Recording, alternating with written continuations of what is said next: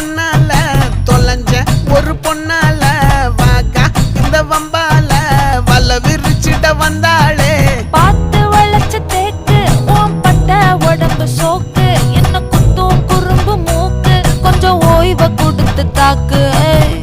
என்னடி சித்திரமே இங்க நீ பத்திரமே சொல்லுடி கட்டளை எத்தனை நான் செய்வேன்.